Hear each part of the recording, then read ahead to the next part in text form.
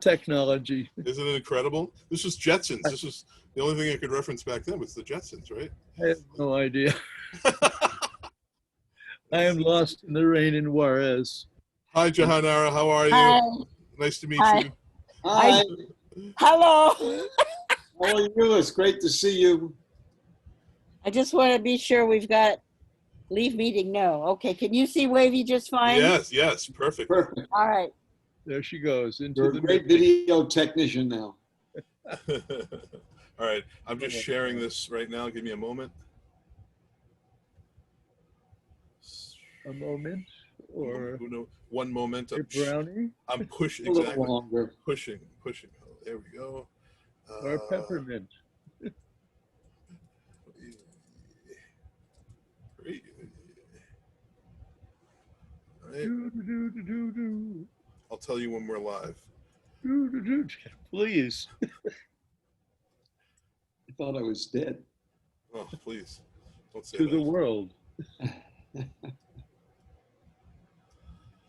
But in Uranus, you're perfect. I can't believe I just said that. I can't either. So what are you guys doing with summer camp? Oh God, we did a virtual, we couldn't go up to the ranch. We set up a day camp in a Waldorf school in El Sobrante. And we made it work as best we could. It was so not what we do every summer. It was something. That's too bad. I'm glad that it went okay then. Wavy, leading into that, how are you and your family dealing with the COVID thing? I mean, this is probably, I asked Michael Lang, who was on the previous panel, I'm sorry that that all happened, but there was an article that went around about the Hong Kong flu. And he said, oh, that was a bunch of crap. Do you remember the Hong Kong flu? Can you relate it to this? I mean, if so, how did Woodstock deal with the Hong Kong flu? I don't remember the Hong Kong flu. Neither do I. Bill, do you remember the Hong Kong flu? No. Oh. So Wavy Gravy, how did you and Bill Hanley meet? It seemed like it was almost yesterday. It was a cloudy morning. The sun was wafting through the bamboo, and there was Bill in, where were we? It must have been White Lake, or was it Bethel? I don't know which. Stan Goldstein was there. It seemed like it was Stan. I miss him so terribly, Me too. He set up our stage at Camp Winter Rainbow. It's dedicated to him. Oh, wow. That's nice. And we miss him desperately, of course. I heard someone refer to him as Goldie. What a Was that dear, his- sweet man. And I've had so many amazing situations with him that defy description. I remember doing a phone call with Judith Molina of the Living Theater. And for some reason or other, I was in a bathtub and she made some aquatic reference and I went underwater with the telephone. And as I surfaced, Stan screwed in something else to the telephone that made it not be wet anymore. It was fantastic. In the blink of an eye. Good man. He salvaged my conversation. Wavy Gravy, why are we still talking about Woodstock 51 years later? Because it was one of the most amazing events of its size on the planet in its time. There's nothing close. That's right. And it's if something was close, we'd be talking about it, but nothing was or is, or maybe never will be. Right. Smelling it away. Well, I've been fortunate enough to know you for some time now, Wavy, and interview you a couple of times. I thank you for all of your contributions to Bill Hanley's book, The Last Seat in the House, The Story of Hanley Oh, Sound. certainly. And I want to say something to you, Wavy, that I've used your books several times as wonderful references to the era and to the details of certain festivals. I can think of one now, which was the Winter's End Festival. There were all these festival mimics after Woodstock, all these opportunist producers who wanted to put on another Woodstock when you couldn't really repeat it, of course. And then you remember Winter's End? Janice at Winter's End. Johnny Winter and Janis Joplin locked in each other's arms and singing the blues. You reference in your book, you reference these festivals as little cities that would go up. These cities. Indeed. What was it with the festival phenomenon that was happening? I mean, why were so many people congregating and coming to these fields? Because it was it would get them high. It would elevate their predicament, their life, and tickled their fancy. And in turbulent times, you want to have a tickled fancy. Yes, definitely. So I find you and Bill meeting at Woodstock. Of course, then there's several demonstrations thereafter that occur where the hog farm is involved. The moratorium, and for instance. Yeah. Holy moly, Bill, you were so significant to that. It maybe never would have happened electronically if it wasn't for you. Thank you. What was the hog? I had a most amazing moment when Pete Seeger was singing along and Mitch Miller jumped on the stage with Pete Seeger, and they're all singing All We Are Saying Is Give Peace a Chance, and they're making the V's, and they're swaying back and forth, and Abby Hoffman leans over to my ear and says, "They got Norman Lieboff in the wings." Or Mantovani. I said, no, Abby, but let's face it, Middle America has taken over the peace movement. We don't need to do this anymore. At that moment, somebody let loose a battalion of doves, and one of them actually shit on my third eye. Oh. Abby says, "There's your answer. We can never stop doing this." Wavy, you're Hugh Romney up until the Texas International Pop Festival. How did you get the name Wavy Gravy? That's the festival, Bill. You did the sound for that, as you can remember. Yeah, that was in Louisville, Texas. Yes. And we had set up a cheesy free stage. Bill, what were you involved in the sound in the free stage? Do you remember? Yep. Yes. And it was a kind of somewhat boring situation. Let's hear it for Cougar Drummer number 5. And then suddenly an announcement came over the PA. I don't know who made it. B.B. King is here with his bus. He's going to play for free. Could we clear the stage? And I started to get up slowly before one of my multitudes of back surgeries, and I felt this hand on my shoulder, and I looked up, and there was B.B. King, and he looked down at me and he just said, "You Wavy Gravy." I said, "Yes, sir." And he said, "Well, Wavy Gravy, I don't know where he got that name." I said, "Well, Wavy Gravy," he says, "I can work around you." And he leaned me up against his amplifier. My God. He took out his guitar named Lucille. Yep. And that's when Johnny Winter came out of the other side, and they played the blues until morning. And it was everybody's reward for picking up the garbage and putting on their pants. Yes, because the Job's daughters could not handle the skinny dipping. So I had to go around the lake with a bullhorn and say, "Ahoy, Nudo! The Job's daughters have gone nuts. You got to put your pants on. They're going to call the National Guard. Now swim over and tell that other guy, ahoy, Nudo, ahoy," until my throat was a piece of raw hamburger. And I looked to Peter White Rabbit, who was sailing the boat. And I said, well, Peter, it looks like we done it. At that moment, here come a naked water skier with a heart on. I said, follow that guy. And we chased him around the lake. Oh, God, it was hilarious. Then I made it back to the free stage, and I was Wavy Gravy some more.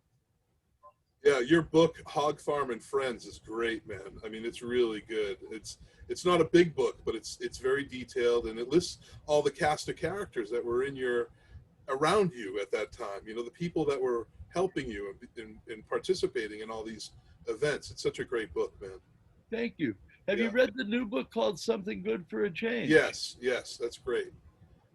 How's your back, Wavy? More now, but the earlier book was more covering every micro situation that I know transpired, and it had a cast of characters at the back of the book, which I think I had more fun writing in all the little blurbs at the end of everybody's photograph.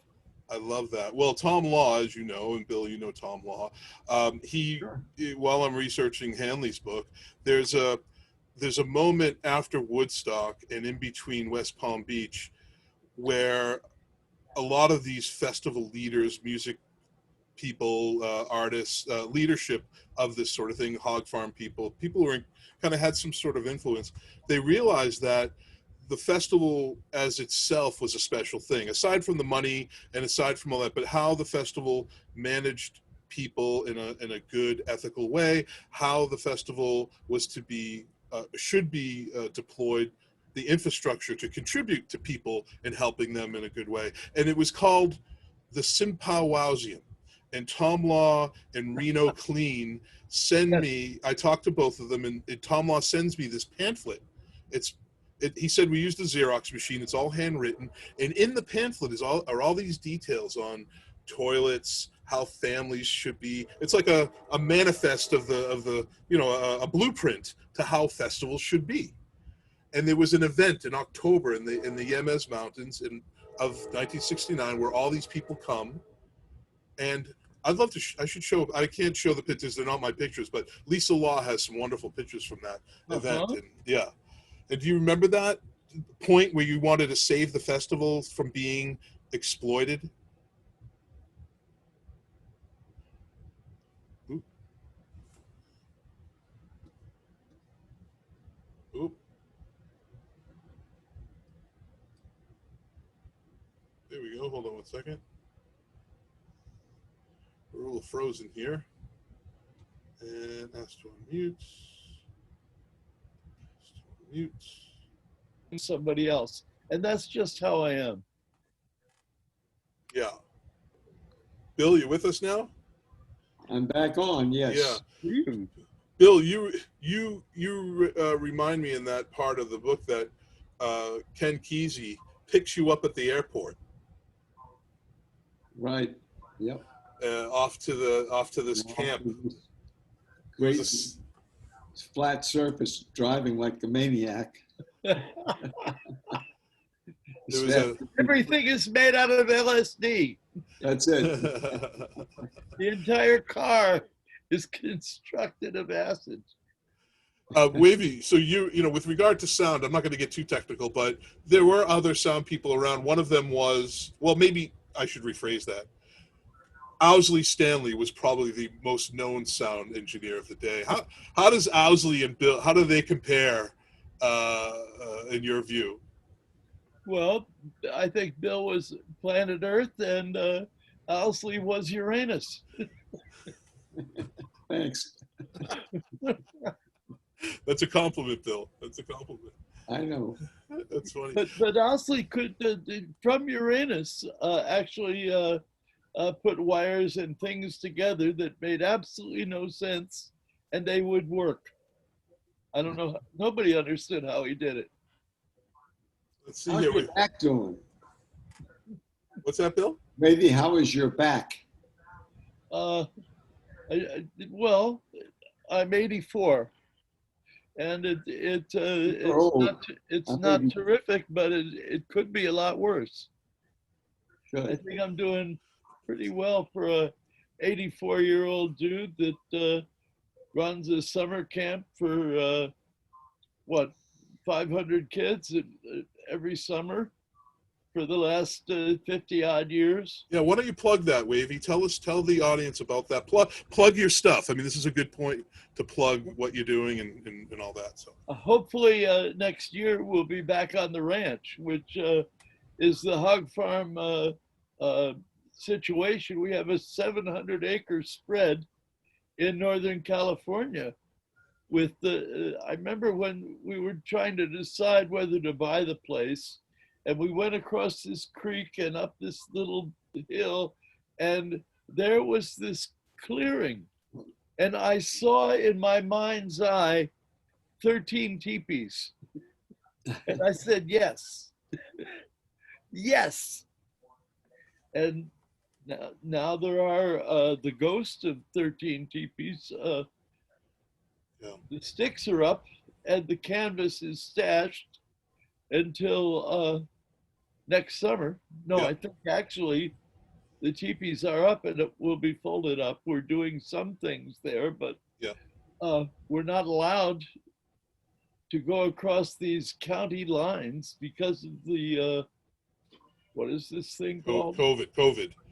Yeah, that Yeah. thing. Yeah. And I- so Well, we ended up doing a day camp in El Sombrante. Go figure. wow. And we miss the ranch so desperately because it's perfect. And people can learn more about you through the Saint Misbehaving film by Michelle Ezrick, who's a friend of ours, and we have friends Craig Heimson and others that we know because of our time down at the Gathering of the Vibes. We had some good times at the Gathering of the Vibes, Wavy. That was fun. You know, Michelle Ezrick made that movie. Great and movie, she man. put 10 years into that movie. Yes. What a beautiful film. And it shows. It does, man. It still holds up. I watch it all the time. So, Wavy, how does the hog farm get involved with Woodstock? And I know it's a longer story than we have, but you know, in a summary, how does the hog farm do it? How do they get there? Well, we're cruising around in the buses, putting on these free celebrations from college campus to college campus, and students would contact us and send us advance money, and we would go to their college and set up this happening where we'd have hundreds of people doing a painting or setting up inflatables, and there were microphones and movie projectors and all this stuff. And in the middle of all this, I get this phone call from Stan Goldstein. He had showed up previously when we were in New York on Spring Street. Our buses were stashed at this farm in Pennsylvania. And we had this loft on Spring Street that was run by Elizabeth Vandermeer. Now she's Calico, and she was Ahmed Erdogan's secretary. I dictated my first book to her. She could take shorthand in 5 languages. An astounding woman from Holland. Wow. And we had gotten this call from Goldstein. He had showed up, first of all, at Calico's and asked us how would we like to do this music festival in New York State. And we said, no, we're going to be at the Tezuki Indian Reservation for summer solstice. And we had promised that. And Stan, without blinking, said, that's all right. We'll fly you in an Astrojet. And we thought he was nuts. And we said, okay, Stan. And we were on the Tezuki Indian Reservation, and suddenly there's Stan with this aluminum briefcase, and inside is all the paperwork needed to put 85 of us and 15 Native Americans on a plane going out of Albuquerque and into Kennedy Airport. And holy smoke, it cracked our brain. Thank God it happened. I know, right? Right. Yeah. We immediately set off this holiday back at the hog farm called Gonk Day, because the astronauts were landing on the moon or returning from the moon, one of those places. Or And so Uranus. I thought the landing would sound like Gonk, so we had Gonk Aid, What and happened to the audio level? we had the Princess of Gonk Day and all that kind of stuff. And then the next day we blasted off from Albuquerque, 85 of us and 15 Native Americans. That's incredible. And And well, I mean, landed at, Wavy, move a little closer to the microphone, please. and Kennedy, we landed at Kennedy, and there's the world press all standing around with Klieg lights and cameras all over the place. Says, "Oh, the hog farm, you guys are gonna do the security." I said, "My God, they made us the cops." I said, "Well, do you feel secure?" And the guy said, "Yeah." I said, "We'll see, it's working." I love said, that. "Come on, what are you going to use for crowd control?" And I said, "Cream pies and seltzer bottles." And they all wrote it down. And I thought, the power of manipulating the media. Oh But my God. It in worked. Texas, in Texas, some guy showed up with pie shells and whipped cream, so we could actually perform that little tap dance. Well, Wavy, I have to hand it to you, because the same thing with Bill's sound system. If we didn't have a functioning sound system, it could have been chaos. But at the same time, if we didn't have the hog farm setting a tone, it could have been chaos too. So the sound system and the hog farm kind of have a dual responsibility, a dual role, and dual effect. And I remember the promoters asking us, "You guys are going to do the security. We want to give you armbands. How many armbands do you need?" And Ken Babb said, "Well, how many people are you expecting?" And they said, "Well, there could be hundreds of thousands." Ken Babb says, "Well, that'll be sufficient." And they freaked out. I said, "No, we settled on about 500. And so we always went out into the crowd with a pocket full of armbands. And if we saw somebody act responsibly, we'd give them 10 and deputize them. And so by the end of Woodstock, a lot of people were wearing these armbands, which was a flying pig yes, etched in white on a red armband. yeah, those were great. They were stunning. Wavy, there's so many sound bites, especially there's a lot of sound bites that have been embedded into pop culture after 50 years, obviously, that are from Woodstock. I mean, from various sources, but none stand out more than yours, in my opinion, in studying this festival as much as I have. What do you think about that? I mean, you're known and remembered, of course, for many things, but Woodstock especially, for saying these things. The guy at the hamburger stand, help him out. Granola, breakfast in bed for, 400,000. Yeah, I mean, that was it. That was picked by Entertainment Weekly as one of the top entertainment lines of the 20th century. And it just sprang off the top of my head without thinking, which is the best way to do anything. Thinking gets in the way of thought. I like that one. Bingo.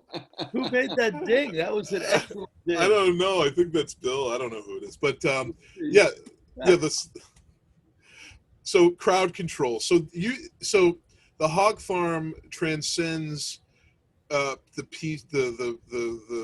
peacekeeping and goes to the stage. At what point are you told to go to the stage and tell and be sure. asked to tell the crowd to be everything's cool? First of all, the stage was built and being run by E.H. Beresford Monk, otherwise known as Chip Monk. And Chip also was the sound king of the Village Gate in New York City, and was very close to me and mine, because he knew what I could do, and I used to perform frequently at the village gate. Although one time the microphone was set for Coleman Hawkins, and I was stoned, and I thought I grew. So I did the whole set bent over. Oh my God, that's hilarious. And the only person laughing was the guy who got me stoned. But otherwise, things went on exquisitely till Chip knew I could get on a microphone and say hospital, and people wouldn't go off and break their legs, but they would know that there is a safe place that they could go to get healed.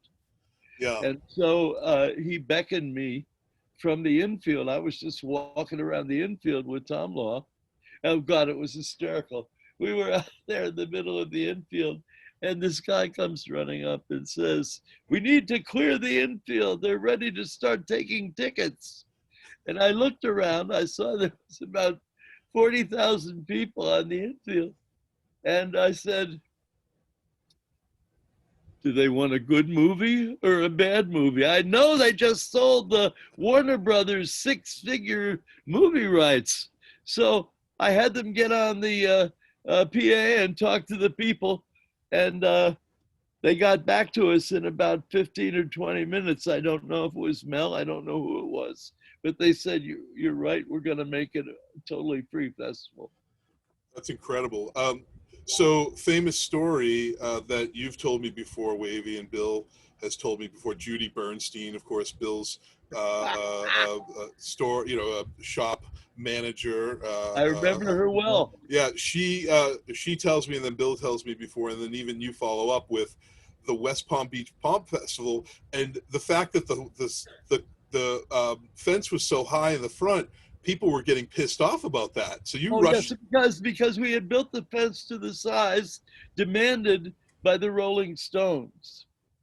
And it was not going to work because the people up front would have to stand. And then the people behind them would have to stand, and the people behind them would sit down, stand up, sit down. It was going to start an extremely difficult situation. So Tom Law and I attempted to communicate this, and we had nothing to do. There was nobody around, and we just lay down on the floor of the operations trailer singing "We Shall Overcome" when Bill walked in, and we explained what it was, and he immediately got it. And so we were able to signal to our guys with chainsaws, and we cut the fence down to a reasonable size and averted what could have been a horrible situation. Yeah, well, I Bill Hanley, I attribute that the idea of the tall wall to what you did at Woodstock with the security fence. You don't want people right up against the stage, a la Altamont, but you want people set back a little bit. And having a high fence would push people back in a natural way. The land was flat in West Palm Beach. It was a slope at Woodstock. Woodstock, right. Why it worked there and why we went.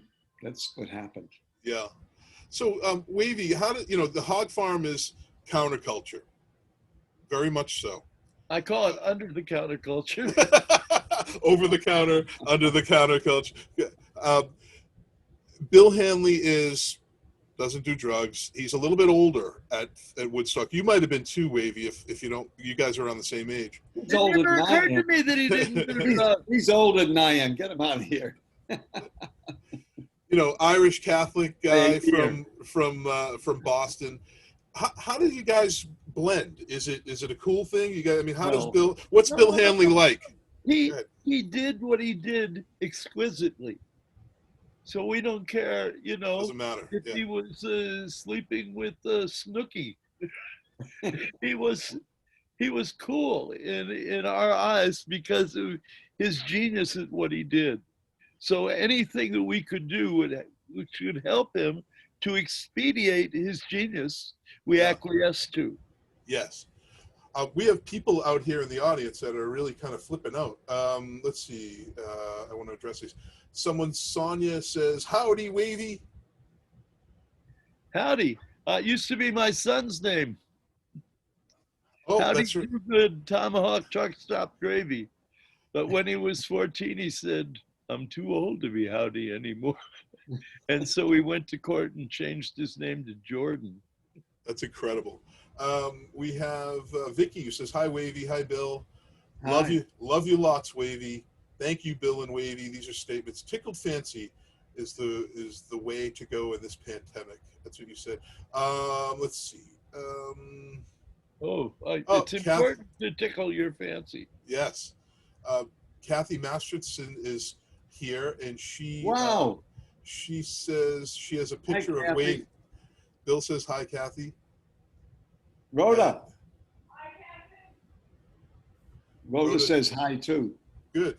And Kathy says she has Kathy says she has a picture of Wavy on her bathroom wall. Oh, good place for it. Does it help? Oh my God. It says, great to listen to a couple of legends. I agree. Barry Melton is listening from hi, Barry. And I invited him onto the Barry the Fish Melton? Yes, Barry the Fish Melton, yes. Excuse me while I freak out and do handsprings. I know. In my mind. Barry, if you're listening, come on. I sent you the link to the panel. We'd love to hear from you. Barry is the best. Speaking of Country Joe and the Fish, I interviewed Country Joe, and he told me if there wasn't a sufficient sound system, that it would have been Woodstock would have been chaos. Do you agree with that, Wavy? Who? Chaos. Yeah, absolutely. Yeah. It sounded good, so it was good. Yeah, yeah. Here we have Barry Melton on the panel. Here, hold on, bring him in. Hi, Barry. Let's see. Seeing is believing, but sounding is without sounding. It's nothing. Yeah, it's nothing. Oh. It doesn't exist. Here we go. A deaf mute extravaganza. That's Wavy. Wavy. That's it. Can you hear me, Wavy? I can hear you. Get closer to the microphone, Barry. It's me, Wavy. It's Barry. Great. Fish. Thank you. Hi, Fish man. Hey, Wavy. You're looking good, man. You are looking spectacular. Yeah, no, I have a pandemic haircut. But Longwood. Further on my stomach. Yeah. Barry, thank you for joining us, and you've been a great help with stories from the past, and I've reached out to you several times. Tell me, Barry, what was your Woodstock experience like, Country Joe and the Fish? Wow, man, that's a deep question. I remember I remember coming over in the helicopter, and there was a little shy guy who was kind of recalcitrant in the corner, and I said, "Who's that?" And they said, "It's some English guy. I think his name is Joe Cocker."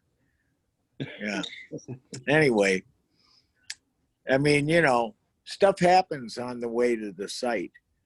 Better Joe Cocker than Sam Cutler. Well, the first time I went, actually, we drove, and it took like 3.5 hours each way or something. Easily. I mean, it was absurd. Yeah. That's just getting from Bethel to the fringes of the festival. Yeah. Well, then they told me I could get a helicopter if I wanted to go the next day, so I did it. Yeah. Of course you did. Yeah. Well, Country Joe and the Fish, by comparison to Monterey Pop, were a much more developed group. I mean, you guys changed a lot, right? Would you say that you kind of matured a little bit from Monterey to Woodstock? We had 3 other players in the band is what happened. It was only Joe and I left by that time. Yeah. And we were the original Country Joe and the Fish anyway. It was a duo when we started. So Right. it's okay. Yeah, it's all good. Yeah. Did Monterey give you guys, like other bands, do you think that Monterey gave you that kind of springboard into, or was it Woodstock that gave you that? I know the Fish cheer. Hey, man, I got in Time magazine with Janis Joplin. We each had our own little picture at the head of the column, and they remarked on me and they remarked on Janis. I guess they were they kind of liked us blues shouter type people. I don't know. That's Hi, cool. Mr. So, we were such good friends. It's sad. Yeah. Wavy, you have a favorite performance at Woodstock? Did you pay attention to the performances, or were you focused elsewhere? Or do you have? No, I went the night before we went on, which was kind of spectacular. I mean, it was Crosby, Stills, Nash, and Nash, and it was Joan Baez was really moving, quite frankly. I mean, she was beautiful that night. Yeah. So I don't know if I have. I don't play favorites. I hear you. Yeah. All right. Top three performances. Wavy, what about you? Any performances that, let's say, stand out for you that you just remember and that you really love, that touched you? Well, sure. It was me. I guess it was probably Jimi Hendrix and the Star Spangled Banner, which we repeat every session at Camp Winter Rainbow. On the last morning, we wake the children up with that, and they rush out of their teepees and have a pillow fight. And I'm certain that somewhere in heaven, Jimmy is smiling down on us all. Oh yeah, it's that time of year. Are you up in Laytonville now, Wavy? Not this year, no, we couldn't go. Oh darn. We had to do a day camp in El Sobrante. Oh man. Ouch. I know. Ouch. Yeah. Next year in Laytonville. Yeah. So, That COVID stuff hurts, doesn't it? Sucks. So Barry, Country Joe, your bandmate, does this, loud cheer. And what were your thoughts while that was going on? I don't know if anybody's ever asked you that. I know it was just kind of a solo performance, but what did you think about that? Well, I didn't see him play, so I mean, I saw the movie. Yeah.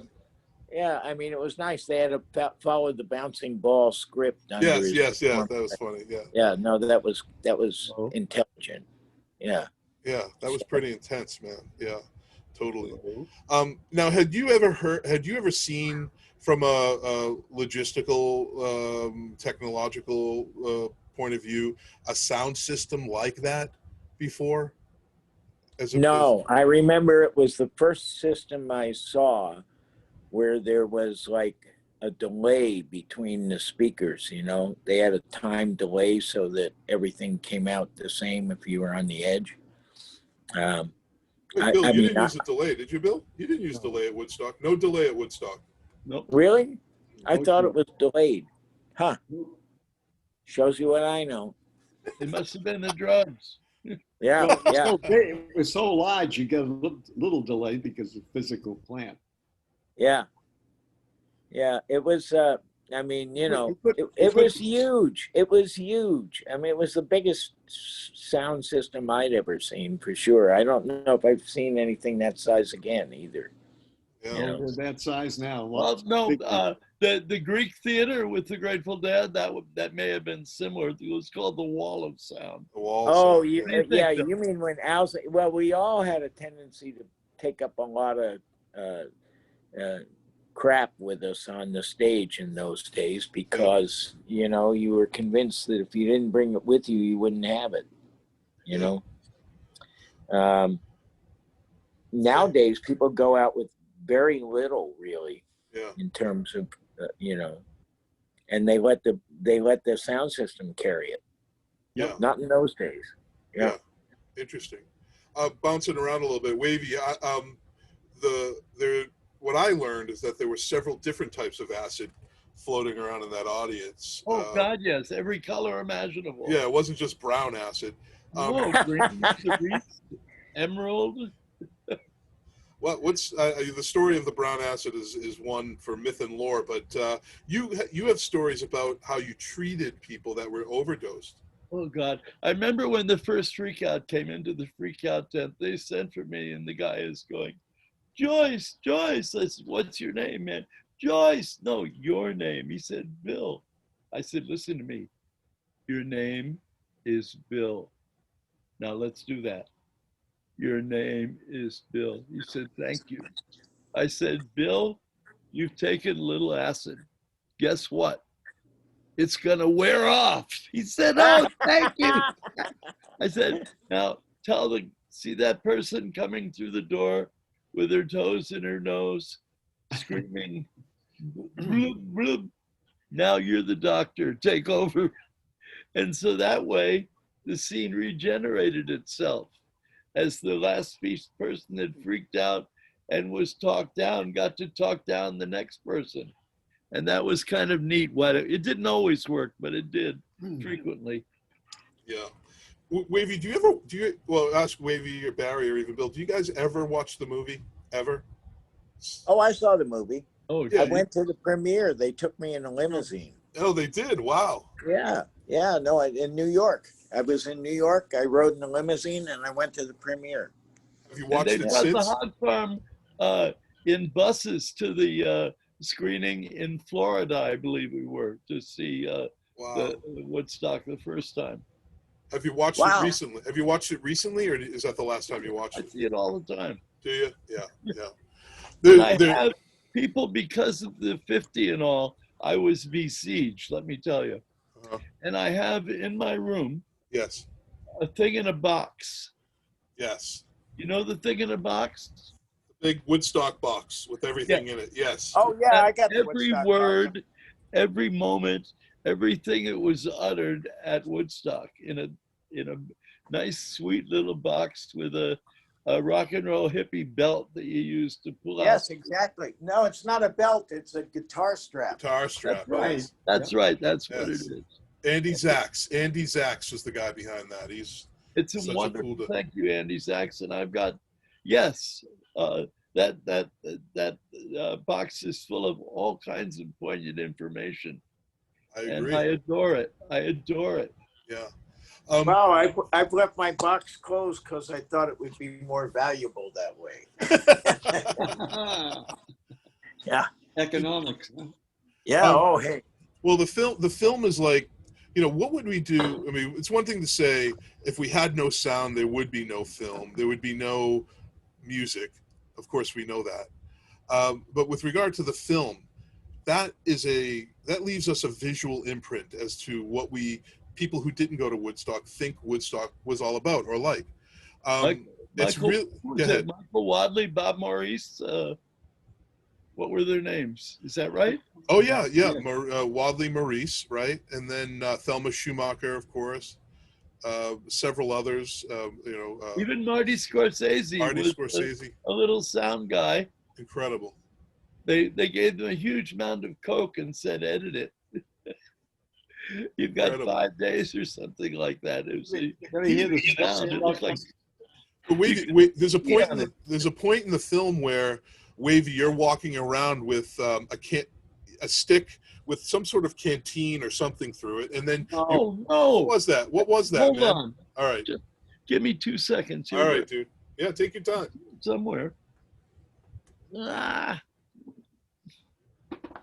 Scanning. When they were doing the mix down and everything, they ended up stealing the tapes and stuff from Warner Brothers because they wanted to make it a short hour and a half show instead of a 3 or 4 hour show. And they wouldn't give it back to them until they agreed to do it that way. So everything was held up. It's quite a story. Lee Osborne was my mix down man there. Coming. All right, man. No worries. No problem. We're gassing away. I told them about the missing recordings at the Warner Brothers. Wow, look at that. Area. Hey, there it is. There's what? I didn't see anything. There it is. You can see it now? Tell people, many strings never in tune. Oh, it's string? your instrument. Aha. Sometimes I get lucky. Wavy, you want to sing us Basic Human Needs? I can, but it's much better by the Ace of Cups. They made a magnificent recording of it. They That's did with you. Oh, to check it I'll out. give you a tiny bit. It's All just and wouldn't it be neat if the people that you meet had shoes upon their feet and something to eat? And wouldn't it be kind now if all humankind had shelter? Basic human needs. Basic human needs. Basic human deeds. Doing what comes naturally. Down in the garden where no one is apart. Deep down in the In garden. the garden. The garden of your heart. Heart. Yes. And wouldn't it be grand if we all lent a hand so each one could stand on a free piece of land? And wouldn't it be thrilling if folks stopped their killing and started in tilling the land? Basic human needs. Yeah. Basic human Goes on needs. and on. But it's you want to hear it sung by the real people, Yes. like not me. Okay. Why? That's the only version I really knew. Is your version, man? No, From wait the till you hear movie? it. Wait till you I'll hear it with the I'll check it out. ACDC. I'll check it out. On the topic of music, and we had a panel with Michael Lang, which was incredible. Michael joined us late, but it was really an honor to have him in the panel. I asked him what he thought about the Woodstock song, penned by Joni Mitchell, and then, of course, re-recorded by Crosby, Stills, Nash and Young. What did you think about that song, Barry or Wavy, the Woodstock song when it came out? Joni's song, it was Yeah. gorgeous. Yeah, For it was somebody who good. wasn't there, but she had it described by David and Graham, and it was. Yeah. They're good describers. Yeah. Yeah. And Barry, what'd you think of the song? Being a musician, No, I mean, listen, I'm one of the many guys who was in love with Joni Mitchell. It's okay. There's a big line. Admit it, Yeah. So, for years, my wife had this sort of moth-eaten sweater that Joni gave her, and long story, but Yeah, right on, man. Totally. What happened to it? 2 cats in the yard. I see. What is that, Wavy? Is that symbolic? Oh yeah, that's part of the Graham Nash song that Joni fired. So some folks are asking, what was it like to get out of Woodstock? The end of Woodstock. Us, I was so bummed because we had a plane to catch. We had our own American Airlines Astrojet, and we couldn't stay for the cleanup. And it's always been our philosophy to be there to the bitter end. But we were assured by various groups like the Ohio Mountain family that they would see to the total cleanup and then the seeding of the land after the garbage was picked up. So it was returned to the pristine pasture that Max Yasker lent us to do this wonderful thing. Did you meet him, Wavy? Did you meet Max while you were there? Yeah. Hey, there's a great story. I always believed in bulletin boards. So when we got to Woodstock, one of the first things I ordered from our carpenters is a bulletin board made up, and I wanted a hole in it so you could stick your head through it and make an announcement. If you didn't want to stick it on the thing, you just an attempt to make it live. And we had decided to have a baby race. And I stuck my head through the hole to announce the baby race, and there was Max Yasker and his family. And they attended the baby race. So there were all these babies, and we had 2 heats, crawlers and walkers. Oh my.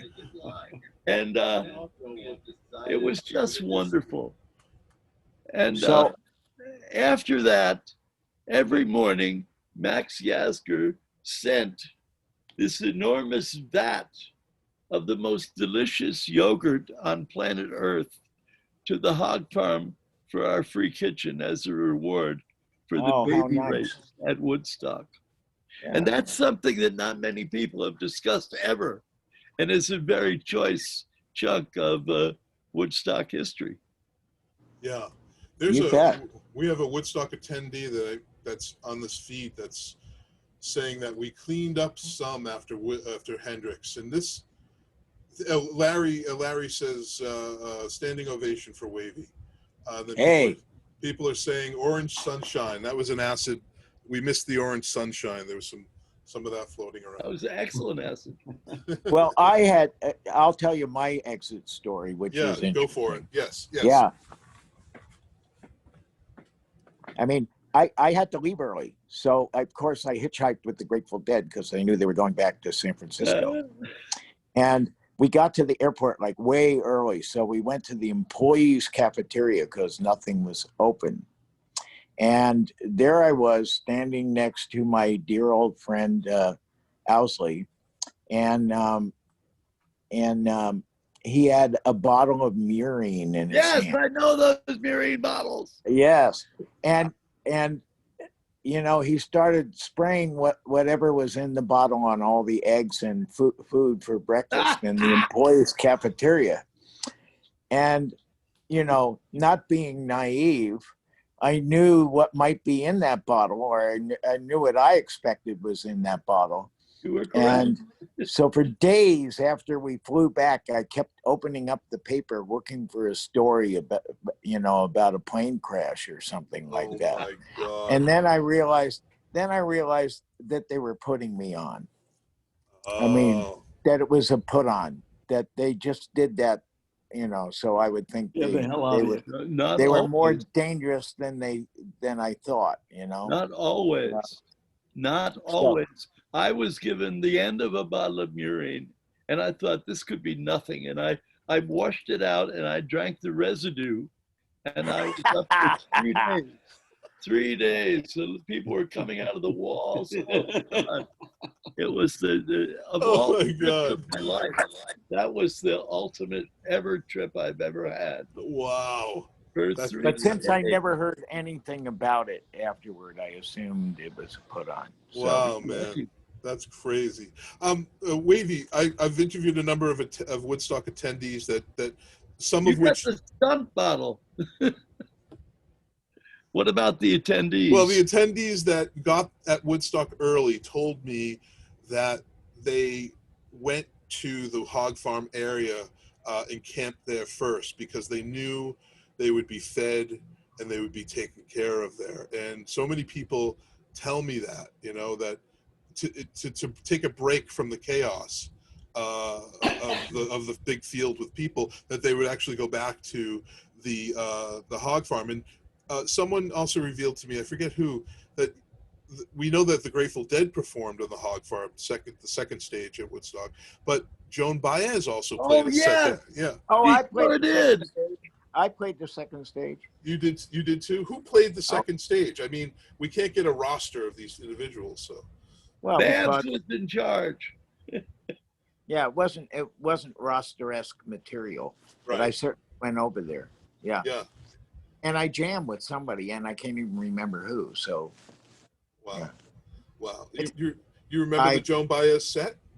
Oh, God, I do. Yeah. it was Yeah. beautiful. Yeah.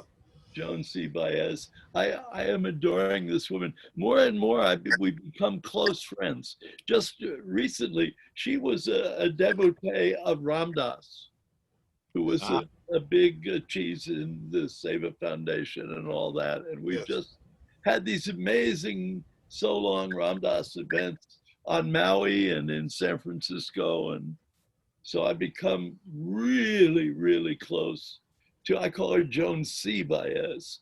And she does the most amazing, amazing portraits. And if you have never seen her art, you must seek it out because it's jaw-droppingly stunning. Wow. Cool. I didn't. So, as you know, we're coming towards the end of this thing. Do you know, Wavy, I wanted to ask you, you said you were inundated at the 50th anniversary, people are coming at you for interviews and media stuff. What was the 50th like for you? Hold it, where was it? The 50th anniversary, what did you do? Because we didn't see you. Where were we? Help me. Where was the 50th?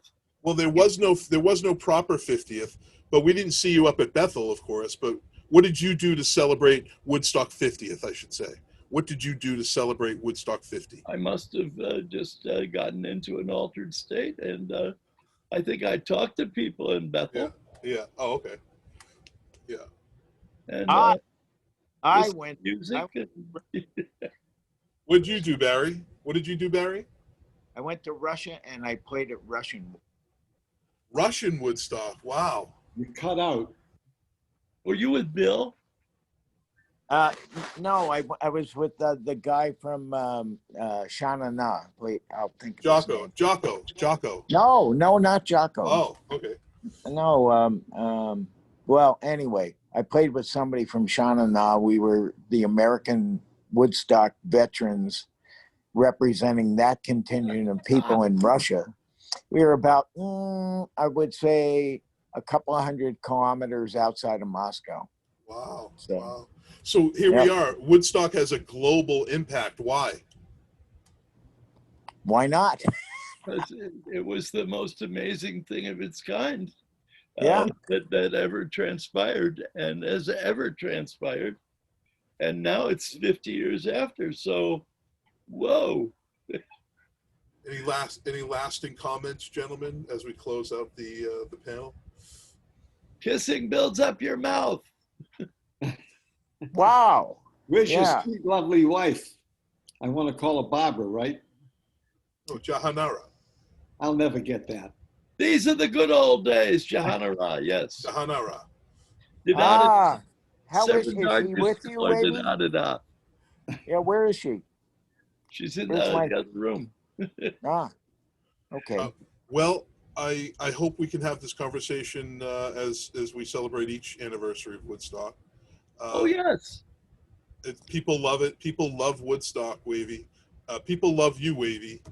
I Lots love of people. people. People are sending their love. People are sending their love for Barry, sending their love for you, Bill. Thank you for making Woodstock so special and such a lasting, important And thing. Bill's book is really cool. Yes. Yes. Oh, I got Barry, a couple too. Barry, I got to get you a copy of this. Send me your address. I will. All right. So- Send me an email. I'll respond to it. All right. The last seat in the house. The story of Hanley Sound, but really the story of Hanley Sound is the story of Wavy Gravy, the story of Barry, the story of Michael Lang, all these people, right? Yeah. We call No, him Curly. Please send me an email. The last time I was on, which I think was maybe one of the first ones that you did, Yes. an email afterward, and I offered to pay for a copy. I wanted an autographed copy, and it just seemed to my email loaded into the. So I'll get you a copy, my friend. I'll autograph it. And Bill, any lasting comments to your old friends here? No, not at the moment. Thank you. It's great seeing you both. Bill, you're the best. Thank Yeah. you. We try harder from Avis. we did a ton of shows, Bill. I mean, more. Oh, yeah. We did. Cafe A Go-Go, Fillmore East. I mean, you guys were... Come Wavy, on. Wavy, did you go to the Yeah. Fillmore East a lot? Were you there a lot, or you stayed away from the Fillmore East? I remember nothing. Yeah, right. His Baby. mind is sharp as a tack. A heart attack. I just made that up. It was good. I like that. I like that. like that. That was very good. Well, gentlemen, happy Woodstock anniversary, Happy my friends. anniversary, guys. Great To seeing the you. edge of the edge and saw it off. Okay. I hope How this. are you from San Francisco? Right, Yeah. I left my heart there, and but Uh, my soul is in Berkeley. okay. Bill, what's the question? How far is Wavy from San Francisco? Yep. Across the bay, Yeah, he's in Berkeley. Where are you, Barry? the Athens of the West. In, You might up- be out there again next year. Excellent. Maybe we'll get together and you're not out in the boonies. Yep. All right. Well, I hope our paths cross one day, gentlemen. Barry, I'll get you a book. Wavy, thank you, sir. Keep in touch. Good to Hey, see. Alex. Good to see you, man. Take care. Larry. Later, guys. Bye. Kissing builds up Bye. your mouth. Kissing builds up your mouth. Kissing builds up your mouth. Give us another one, Wavy, from Woodstock. Give us the To the edge and saw it off. what we have in mind. Give us a little what we have in mind. Send us off. Eternity now.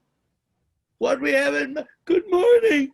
What we have in mind is breakfast in bed for 400,000. 400,000. Woo! I'll never forget that one. Beautiful. Right on, guys. Peace Bye. out. I get Bye. lucky. Love you guys. Peace. And love and understanding. What's so funny about Say that? goodbye to your sweetheart for me. Like Elvis Costello. Hey. Oh, I adore him. You guys don't want to leave this meeting. We are very good friends. Still stuck on here. What's going on? Love you guys. Peace out. Leave. Bye. They all say. Bye. Let's try it again.